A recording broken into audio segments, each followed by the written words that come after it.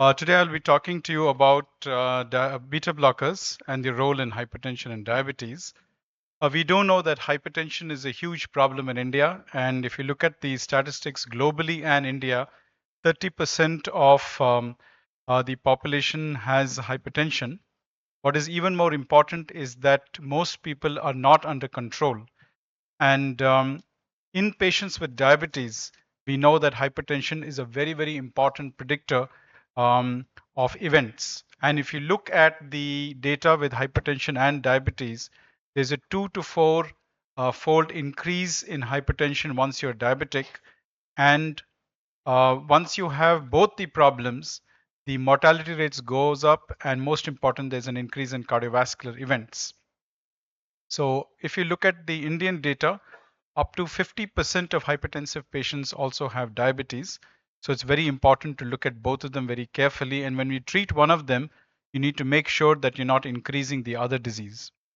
Now, if you look at the Indian guidelines 2024 by API and ICP, you can clearly see that the targets of hypertension are pretty strict. And that is also there in the global uh, like the European Society, the ADA, and the American Society, where starting with 140 by 85 and then coming down to 130 by 80, so very strict targets. What is even more important is that the moment you are diabetic, even the blood pressure of 130 by 85 falls in the moderate to high risk. And if you have target organ damage like LVH or a retinopathy, that itself is a very high risk. So that means our ability to keep blood pressure down is going to be very, very important. So therefore, the stringent guidelines and stringent restrictions for blood pressure. Now, if you look at the data for the management of diabetes and hypertension, and we know that ACE inhibitors and the calcium channel blockers are the first line therapy. It's also very important to realize that most of the diabetics and hypertensives develop cardiovascular disease, and also the mortality is because of cardiovascular events and not diabetes and hypertension alone. And therefore, beta blockers becomes very, very important in terms of secondary prevention, and also they become part of the primary prevention if you have diabetes with any other problem like a heart failure or myocardial infarction, so on and so forth. Now we have a lot of beta blockers to choose from. We have the beta 1, beta 2 selective ones without vasodilatory, and that's the propranolol and sotalol, which we use mainly for patients with arrhythmia, thyrotoxicosis. With vasodilatory activity, we know we use carvedilol, which is more for heart failure, and labetalol in pregnancy-induced hypertension. But if you look at the beta 1 selective with no vasodilatory activity, the common drug that we've been using all along is metoprolol, and now recently bisoprolol has come in. But the only drug we really have in the market today with the vasodilatory activity is Nebivolol. Now, where do these beta blockers act? So there is alpha antagonism, there is beta 1 antagonism, there is beta 2 antagonism, and more important, the new thing is that there's beta 3 agonism, which means there is increased nitric oxide. And among the beta blockers, we have only one drug, Nebivolol, which actually increases nitric oxide. Now, if you look at the entire continuum of hypertension, right from risk factor stage to the complications and finally resistant hypertension, what is very, very dominant is a high sympathetic nervous system overactivity. And in the Indian Heart Health Study, they found that 60% of Indian physicians had a high resting rate of more than 80, which means that the Indian population as such compared to the Caucasians have a very, very high sympathetic nervous system overactivity, which also means that they are prime recipients for the use of beta blocker throughout the continuum of hypertension. We also know that when your resting heart rate is more than 80, cardiovascular events start happening. This is more so in the younger patients. We have been seeing the media reports of young deaths. We know that beta blockers cause beta blockers decrease a lot of the coronary plaque disruption. They decrease the cardiac workload, and most importantly, sudden cardiac death, which has become a big problem in today's society because of various reasons, gets decreased. Now, how does it work in terms of blood pressure lowering? So if you look at systolic blood pressure, and this is meta-analysis, you can clearly see that when you complex it with a diuretic or a CCB or an ACE or ARB, you're getting significant reduction, and that's the line of unity, both in systolic as well as diastolic across the trials. So beta blocker added to any of the three drugs which are usually first line recommended by all the international societies seems to have a significant blood pressure lowering effect. And more than the blood pressure, if you look at the cardiovascular events, if you look at CV outcomes, mortality, and all cause mortality among the whole range of drugs available to us for blood pressure lowering, you'll see that beta blockers is really the first among equals in both the CV outcomes and CV mortality compared to all its peers. So beta blocker definitely has a big role in blood pressure reduction. But we also know, and we have been taught for a very long time, that uh, do not give beta blockers. In fact, when we started our education, heart failure was something that you did not give a beta blocker. Diabetes, you did not give a beta blocker. And peripheral vascular disease, you did not give. And that's the reason that the earlier beta blockers had a lot of adverse effects on diabetes, on weight increase, on insulin levels, on metabolism, as well as more importantly for the younger individuals on sexual potency. Erectile dysfunction has been a major issue, and of course the large COPD population. So we were not able to really take up beta blockers in a big way in this kind of population. But Nebivolol has been a game changer. And although it's been around for a long time, 1980 it came in, the DCGI in India approved in 2002, never really took off because of the bad blood that beta blockers generally had in these diseases. But we know that Nebivolol is different.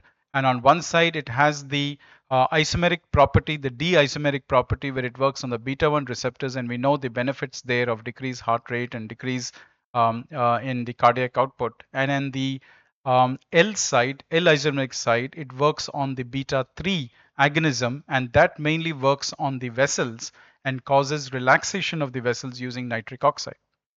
Now, all of you know that bisoprolol has a very high beta 1 selective, but it will be interesting to know that the selectivity is even more with nebivolol, and more importantly, has an additional beta 3 agonism, which I talked about, which works on the endothelium.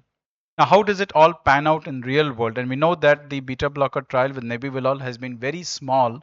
The data is really small, but we have some interesting trials, and one of them is the Yestono trial with about 3,000 odd patients with diabetes and hypertension. Over 12 weeks shows a significant drop in systolic, diastolic, mean blood pressure, and more importantly, you're getting a heart rate decrease. And all this happens without disturbing the metabolic milieu. Sugars get better, the cholesterols get better, and the triglycerides remain stable.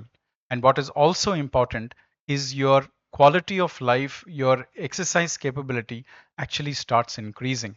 And all this happens with a very low adverse effect profile. And this happens with a once daily 5 milligram dose. It's a once daily drug like bisoprolol. Moving on, there was in the European data of 500 odd patients, good blood pressure reduction both in the resistant and the first therapy patients, diastolic, systolic, and again you're seeing that the metabolic parameters are not really being disturbed, and there is a trend towards actually improvement. Coming closer home to diabetes, again insulin levels come down, HOMA levels come down compared to its peer metoprolol, which we use so often, where there is actually an increase. And then again, new onset diabetes, which is a big problem with beta blockers, and that's the reason many physicians don't use it, again, actually is very stable or comes down when you use nebivolol. And if you look at the beneficial properties of nitric oxide, and most of us know that, you can see that the level of nitric oxide is far superior to placebo as well as bisoprolol, which is also a very good drug. And more importantly, when you look at erectile dysfunction, you can see that when you use metoprolol here in the dotted line, there is a significant increase in the erectile dysfunction. And this effect goes away when you stop using the drug. Whereas on nebivolol, there is really no major issue. So that is very pertinent for our younger patients, younger male patients, that this would be, I think, a drug of choice. Now, if you look at nebivolol compared to its peers, and this is retrospective data with metoprolol and atenolol, you can see in a very large cohort of 5,700 odd patients, the cardiovascular events have decreased by almost 17% when used nebivolol compared to its peers like metoprolol and atenolol.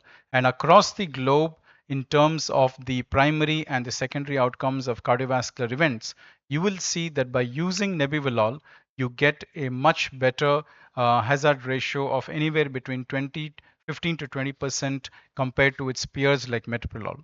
So when you look at a large population of patients um, without heart disease, the use of Nebivolol will give you a better cardiovascular profile compared to its peers like metoprolol or atenolol. So now, if you look at the guidelines, and this is data from 2024 API, and this also comes from the European Society, we know that blood pressure has to be given in terms of a combination treatment, but at the same time, beta blockers can be introduced as monotherapy anywhere along the stage. And we also know that the newer beta blockers have a fair effect on glucose homeostasis. They've got no issues on sexual function. Their metabolic properties are also good, provided you use a beta 1 selective vasodilatory drug. Now, if you look at beta blockers in toto, and this is from the Indian point of view, from some of our senior Indian physicians and cardiologists, across the hypertension continuum, whether you're looking at garden variety hypertension or you're looking at patients with coronary syndromes, post-MI and AF, the use of beta blocker is tremendous in our population. And again, this is data from our own senior colleagues where they looked at the importance of beta blockers in hypertension and diabetes, and Nebivolol scores very, very high, followed closely by bisoprolol as a beta blocker in these particular situations. So whether you're looking at young hypertensives or you're looking at people above 60, the requirement and the role of Nebivolol is pretty huge across the cardiovascular continuum. When we look at the guideline recommendations, as I said before, ACE-ARBs rules the roost along with calcium channel as a first line, and then you can add on a diuretic. But remember that at anywhere along this pathway, phase 1, 2, or 3, beta blocker can be introduced either in combination or monotherapy, and that also goes with the European Society of Hypertension, where beta blocker can be used as monotherapy. While these drugs have to be used in combination, beta blocker can actually be used in monotherapy. However, the caveat is that it has to be beta 1 selective and there should be vasodilatory properties. Now, if you look at the European Society guideline statement, they've actually called out Nebivolol as a very important drug among the beta blockers, which has got both beta selectivity as well as vasodilatory properties. So beta blocker, I believe, is not inferior to ACE inhibitor or calcium channel, but it is peer and possibly the only drug which can be used as monotherapy. So I present you Nebivolol, a very interesting beta blocker. It has a whole slew of benefits that we have seen: blood pressure reduction, heart rate reduction, nitric oxide mediated relaxation of the vessels, anti-ischemic effects. What it shows on paper, it is also showing in real world data. And more importantly, it comes in a package where the adverse events are very, very minimal or negligible. Thank you very much for your patient hearing.